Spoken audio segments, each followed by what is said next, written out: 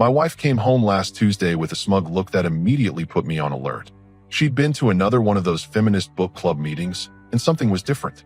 Not the usual righteous energy she'd have after discussing workplace inequality or whatever topic they covered that week. This was calculated. Predatory, almost. "We need to talk about your toxic masculinity," she announced, dropping her purse on the kitchen counter like she was delivering a court summons. I looked up from my laptop where I was finishing some work. "My what now?" "Your behaviors. The way you dismiss women's concerns. Your need to always be right. The microaggressions." She crossed her arms, studying me like a scientist observing a lab rat. "Here's the thing about living with someone for 6 years. You know their patterns. You know when they're being genuine and when they're performing." This wasn't my wife talking. This was someone else's script coming out of her mouth. "Give me an example of these microaggressions," I said, closing the laptop and giving her my full attention. "See? Right there. You're being defensive. You're demanding proof instead of listening to my lived experience." I almost laughed. I asked for clarification. "That's not defensive. That's basic communication." There it is again. "You're mansplaining communication to me." Now I knew something was seriously wrong. My wife had never used terms like mansplaining or lived experience before joining this book club 3 months ago. She was testing me, running some kind of social experiment, and frankly, it was insulting.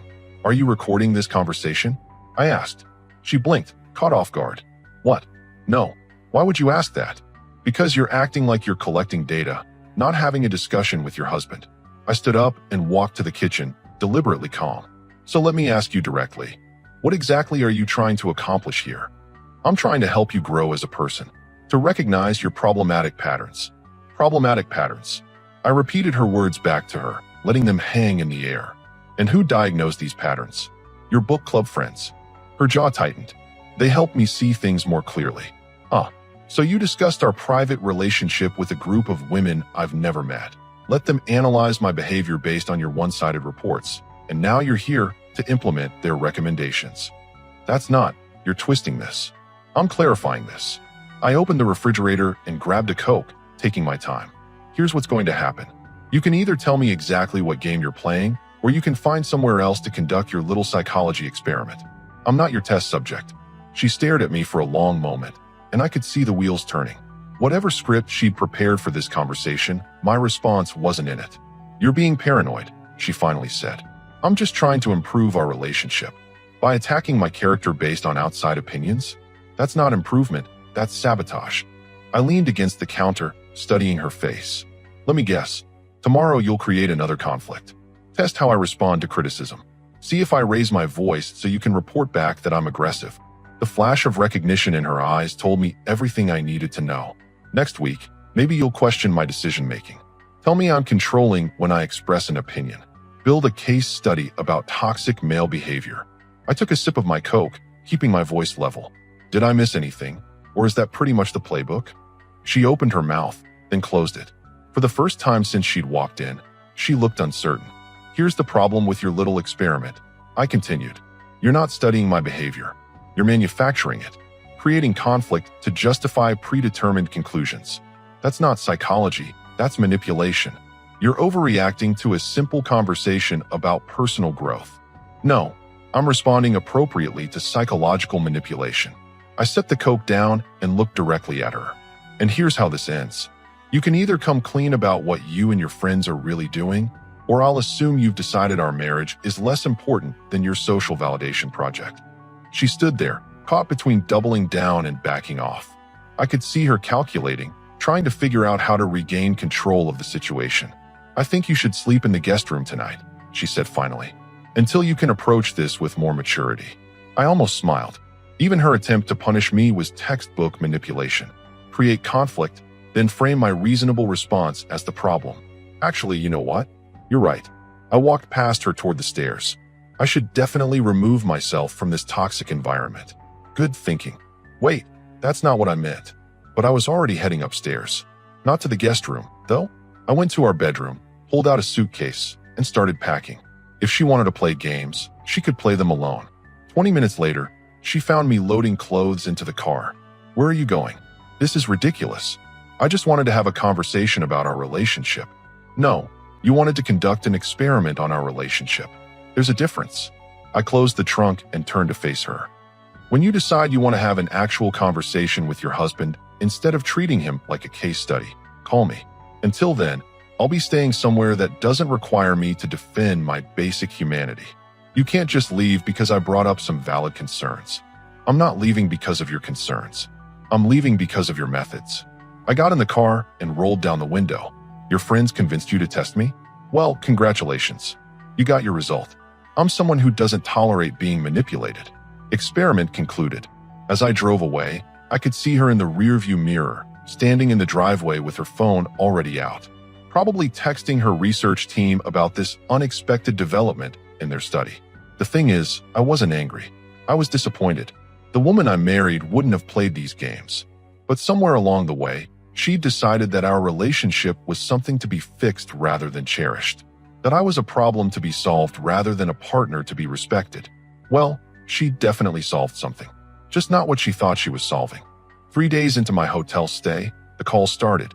First came the guilt trip, then the anger. Finally, the negotiation phase. "You're being childish," she said during Wednesday's call. "Running away instead of working through our problems."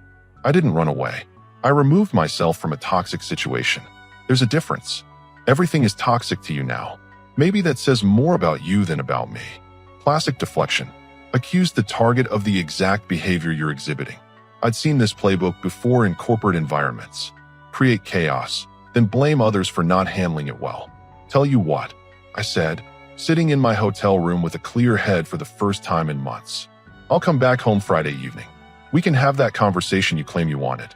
But it's going to be on equal terms, not with you psychoanalyzing everything I say."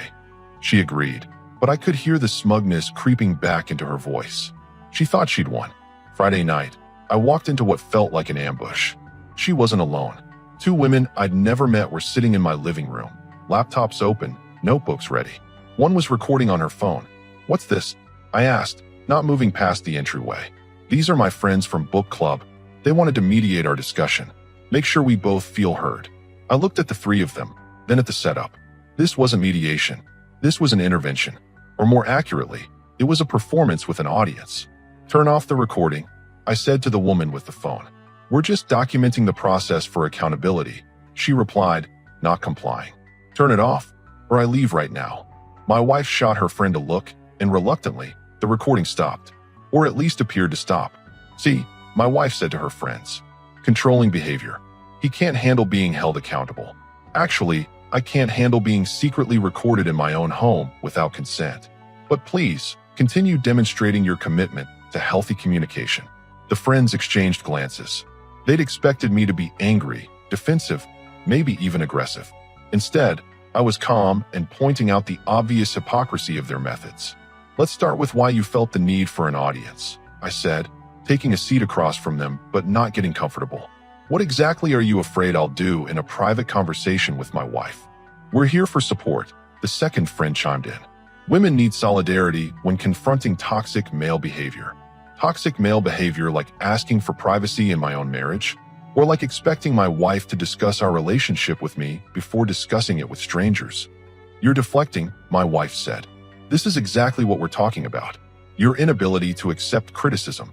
I accept valid criticism. I don't accept ambush therapy sessions run by people who've never met me, but somehow know everything about my character flaws." I stood up and walked to the kitchen, deliberately slow and non-threatening. Every movement was being analyzed, cataloged, prepared for discussion later. "Here's what I find interesting," I said, opening the refrigerator and grabbing a water bottle. "You're studying toxic masculinity by creating the exact conditions most likely to provoke it. It's like studying allergic reactions by throwing peanuts at people." "We're creating a safe space for honest dialogue," the first friend insisted. "Safe for whom? You've got me outnumbered 3-1. You attempted to record me without permission, and you're analyzing my every word and gesture. This isn't dialogue. This is a tribunal." My wife's face was getting red. "You're making this about you again. Classic narcissistic behavior. I'm making this about respect, which apparently is a foreign concept now." I sat back down, opened my water, and looked directly at her. "But let's play your game. You want to analyze behavior? Let's analyze yours." The room went quiet. 3 months ago, you joined this book club. Since then, you've become critical of everything I do, say, or or think. You've shared intimate details of our relationship with strangers. You've attempted to secretly record private conversations. You've ambushed me with an intervention I never agreed to. And now you're using psychological terminology to pathologize normal human responses to abnormal treatment. I took a sip of water, letting that sink in. So tell me, which one of us is exhibiting toxic behavior here? You're manipulating the narrative, the second friend said. I'm stating facts. You're welcome to correct any of them. They couldn't, and we all knew it. This is why toxic men are so dangerous, my wife said, looking to her friends for validation. They're so good at turning things around, making themselves the victim. Or maybe, I said, standing up again. When you create artificial problems, you get artificial solutions. When you manufacture drama, you get dramatic responses. When you treat your husband like a test subject, he starts behaving like he's being experimented on. I walked toward the front door. Where are you going? My wife called out. Back to my hotel, where I don't have to defend my basic humanity to a jury of people who've already decided I'm guilty. You can't keep running away from difficult conversations. I turned back to face all three of them. I'm not running from difficult conversations. I'm refusing to participate in psychological manipulation disguised as relationship improvement. There's a difference, and deep down, all of you know it. The first friend spoke up. Maybe we should reschedule this when emotions aren't so high. The emotions are exactly as high as they should be, I replied. When someone attempts to manipulate you, feeling manipulated is the appropriate response. I opened the front door. When you decide you want to be married to me instead of studying me, call me. Until then, your research project is on indefinite hold. As I left, I could hear them immediately starting to debrief the session, analyzing my responses, planning their next move. They had no idea I was planning mine. Saturday morning, I did something they didn't expect.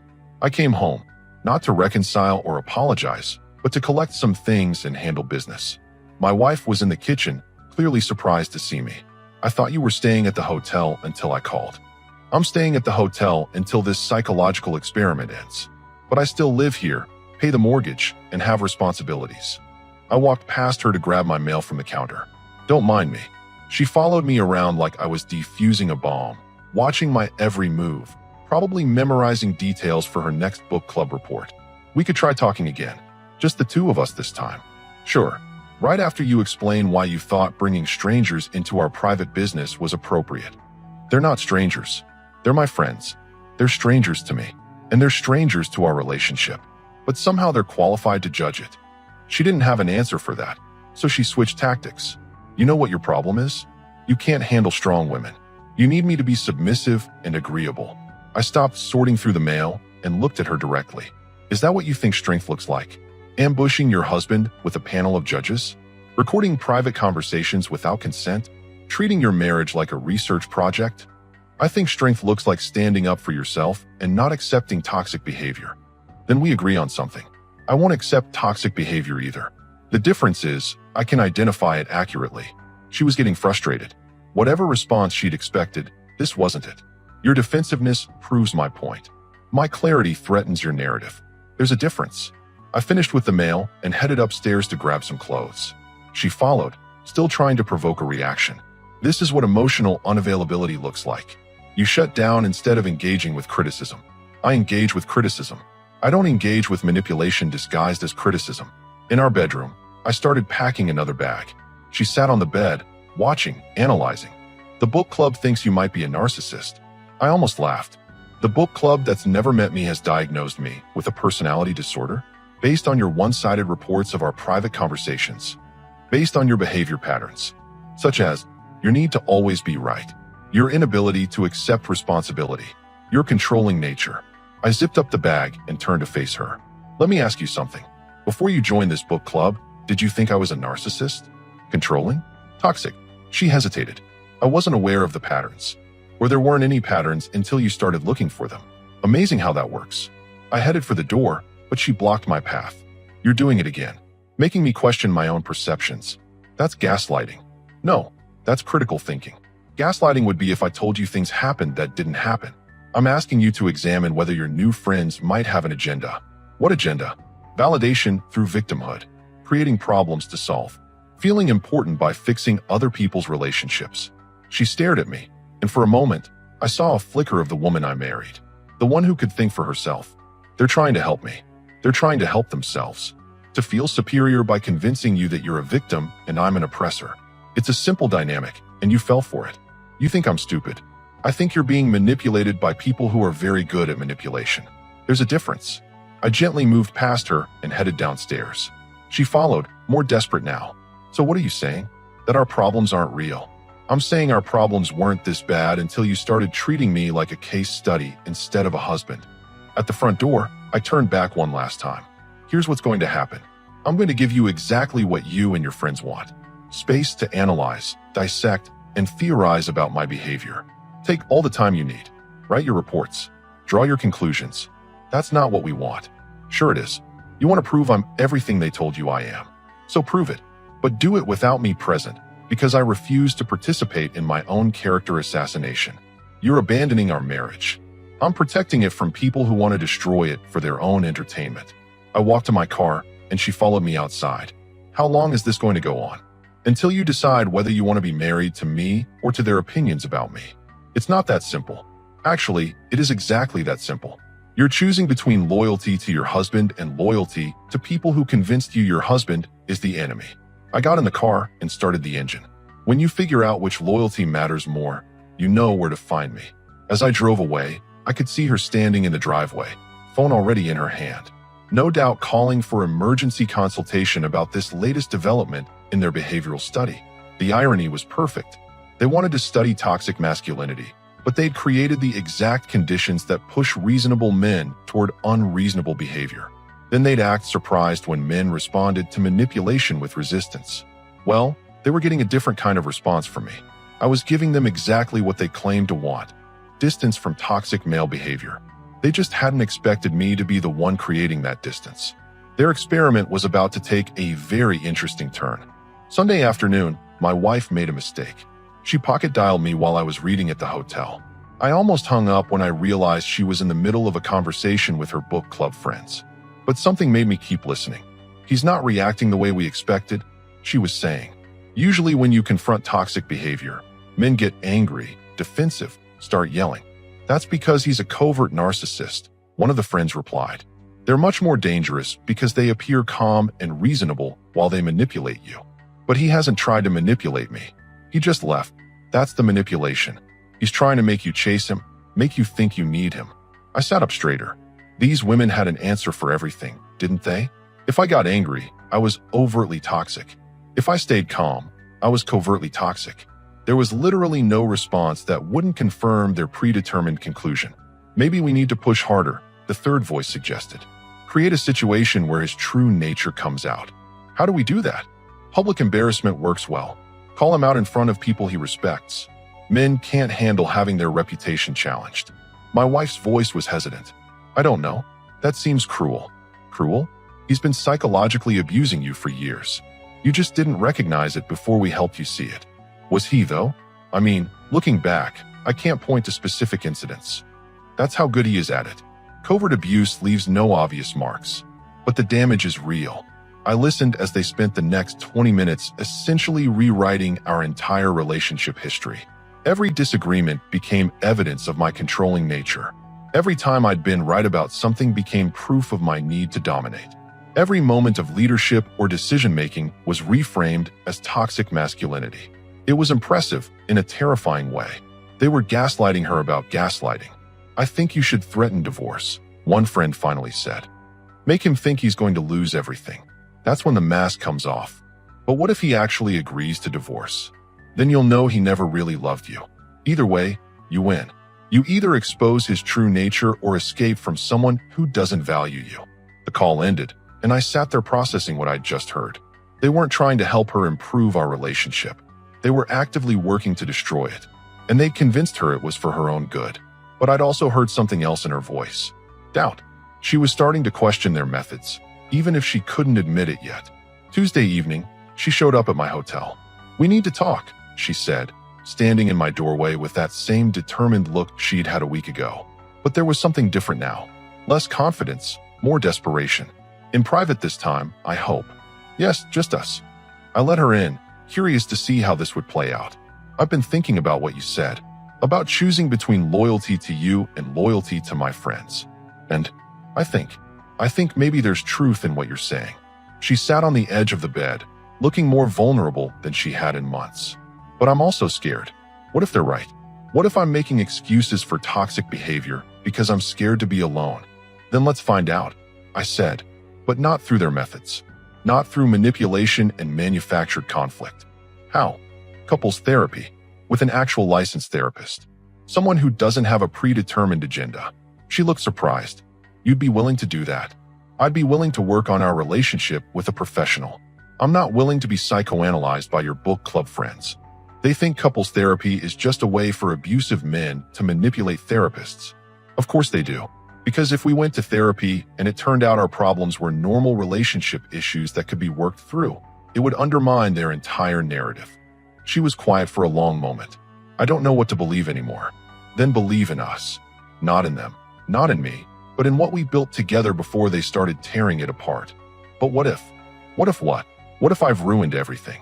What if I've pushed you too far and you can't forgive me?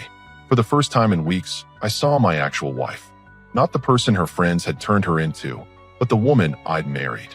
That depends, I said. Are you ready to stop treating our marriage like a psychology experiment? Are you ready to kick the research committee out of our relationship? I think so. Yes. Then we start there. She looked relieved, but also terrified. They're not going to like this. They're not married to me. You are. Or at least, you were. What do you mean? I mean, we need to decide if you still want to be. Because I won't live in a relationship where every word I say gets reported back to a panel of judges. I won't be married to someone who values outside opinions more than inside truth. I want to try. I want to fix this. Then tomorrow, you make a choice. You either tell your friends that you're taking a break from their advice to work on your marriage, or you tell me that their validation is more important than our relationship. She nodded, tears forming in her eyes. I'm scared of losing you. Then stop listening to people who are actively trying to make that happen. After she left, I realized something had shifted. The dynamic was changing. She was starting to see the manipulation for what it was. But I also knew her friends wouldn't give up easily. They had too much invested in proving their theory. If gentle persuasion hadn't worked, they'd escalate to more aggressive tactics. I needed to be ready for their next move. Wednesday evening, my wife called me in tears. They want me to post about you on social media, she said, her voice shaking. They wrote out a whole Facebook post about emotional abuse and toxic masculinity, and they want me to share it. With my name attached? They said I should warn other women about your behavior patterns. I felt my jaw clench. Public defamation was crossing a line I wouldn't tolerate. What did you tell them? I said I needed to think about it. But they're pressuring me. They keep saying if I really want to heal, I need to expose the truth. The truth according to them. Yes. And honestly, I'm starting to see how twisted this has become. They want me to destroy your reputation based on their interpretation of conversations they've never heard. Finally, she was seeing it. Where are you right now? At home. They're coming over in an hour for an intervention. They think you've manipulated me into doubting their guidance. Perfect. This was the opportunity I'd been waiting for. Don't post anything on social media. Don't agree to anything. And whatever you do, don't let them know you're having second thoughts. Why? Because I'm coming over. And it's time we all had an honest conversation about what's really been happening here. An hour later, I walked into my own house to find the three women setting up what looked like a tribunal. Laptops open, notebooks ready, phones positioned to record. Well, this is interesting, I said, setting down a folder I'd brought with me. Having another research meeting? We're here to support her through your latest manipulation attempt, the first friend said. My manipulation attempt. Convincing her that we're the problem instead of taking responsibility for your toxic behavior. I smiled and opened my folder. Speaking of toxic behavior, I have something fascinating to share with all of you. My wife looked nervous. What's in the folder? Screenshots, I said, pulling out printed pages. From social media posts, forum discussions, and messaging groups, all featuring our three researchers here. The room went silent. Turns out, this isn't their first time conducting relationship experiments on unsuspecting couples. I spread the papers on the coffee table so everyone could see. Here's a post from 6 months ago where they celebrated successfully breaking up another toxic couple. Here's a forum discussion about techniques for making men show their true colors through psychological pressure. The friends were turning pale. And here, I said, pulling out the best one, is a private message thread where they discuss keeping a research journal of different manipulation tactics and their success rates. My wife picked up one of the screenshots, her hands shaking. You've been documenting our relationship problems? For research purposes, the second friend said quickly, to help other women identify similar patterns. Without my knowledge or consent, I added, using private information about our marriage that you obtained through deception. We were trying to help, the first friend insisted. You were trying to validate your own importance by destroying other people's relationships. There's a difference. I sat down across from them, completely calm. Here's what's really been happening. You identified a stable, happy marriage and decided to turn it into a case study. You systematically convinced my wife that normal relationship dynamics were actually abuse. You coached her to create conflicts that didn't exist. And when I didn't react the way you wanted, you escalated your tactics. That's not true, the third friend said. Really? Then explain this. I pulled out another screenshot. A message from 2 days ago where you discussed pushing him to his breaking point so his true nature would emerge. My wife was reading through the papers, her face getting redder with each page. You wrote about our private conversations in detail, our arguments, our intimate moments, everything. We needed data to help you recognize the patterns, the first friend said. You needed content for your little psychology hobby, I corrected. And you found a willing participant who was naive enough to believe you actually cared about her welfare. We do care about her. You care about being right, about proving your theories, about feeling superior to the stupid women who stay with toxic men. I stood up and walked to the window. But here's where it gets really interesting. Want to know what the common factor is in all the relationships you've helped destroy? They didn't answer. The men were all stable, successful, and confident. The women were all going through transitions, feeling insecure, looking for guidance. You specifically target couples where you can easily manipulate the woman into doubting her own judgment. That's not. It's exactly what you do. You're predators who feed on relationship insecurity. You create problems to solve them. You manufacture drama for your own entertainment. My wife was staring at her friends like she was seeing them for the first time. Is this true? Have you done this to other couples? The silence was answer enough. Get out, she said quietly. We're trying to protect you. The second friend pleaded. Get out of my house, she said louder. All of you. Now. You're making a mistake, the first friend said as they gathered their things. He's manipulating you into choosing him over people who actually care about you. People who care about me don't secretly document my private life for their research projects, my wife replied. After they left, we sat in silence for a long time. I'm so sorry, she finally said. I know. How did you find all that information? I hired a private investigator. When people start systematically attacking your character, you need to know who you're dealing with. She looked through the papers again, shaking her head. I feel like such an idiot. You feel like someone who trusted the wrong people. There's a difference. Can you forgive me? I looked at her, really looked at her, and saw the woman I'd married. Scared, embarrassed, but finally free from their influence. That depends on what happens next. What happens next is up to you, I said, sitting down beside her. But I need to be clear about something. This isn't just about forgiving. This is about whether we can rebuild trust. She nodded, wiping her eyes. What do you need from me? Complete transparency. No more outside consultants on our relationship. No more sharing private conversations with anyone unless we both agree. And therapy, like we discussed. Done. Anything else? Yes. You need to understand that I'm not the same person who left here 2 weeks ago. She looked up at me, concerned. What do you mean?